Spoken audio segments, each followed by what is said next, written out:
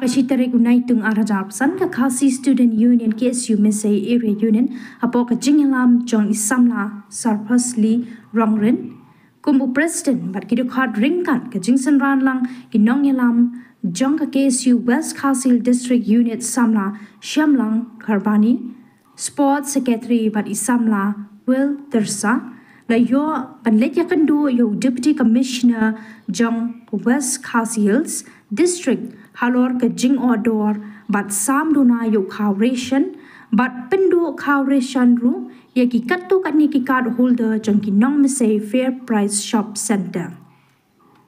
kaseng la yo banyakran bat ban bu ka dor khas hakmat udisi ban shimkhia bat ban pha lingba ka magisterial inquiry nakalyang jong udisi ula kular hakmat ki nong yalam kaseng ban shimkhia bat ban pha lingba ka inquiry to akan dikasih nak yang jongi kum ka KSU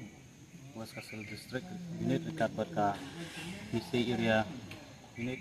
ya kabang yo banyak kendu ya Deputy Commissioner jong ka West Khasil District hakabai de berkini ka jinsam yukhau apo ka sinong misi bat khamtam habai de berka jingsim kabu jong ki dilar habai de bat ukhau ration nak yang jong ni kum kaseng la yo ya kajing ujor kabai de bat uni u khau ban kaliang jong udilar ya ka umla ban sam bat haju opor bai de bat kajing sim kabu gajuk u habai de ki dor timur kaliang jong kaseng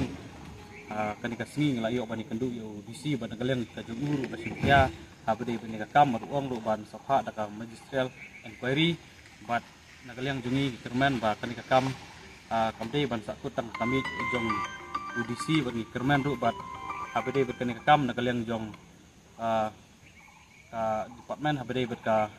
ki kam jong supply bagi nangla ban yai budin ni kena kam bat haduk ban yo ya ka jingshar bahok bat khamtam bagi nang sung jong misi area kin om du yu khaw bat kin om chale siliak besu unit harkat ka jing senran lang di hot jongka KSU West Khasil District Unit ke menta kasih nilio ban wan kenduk yu Deputy Commissioner jongka West Khasil Noston halor ki bentan ka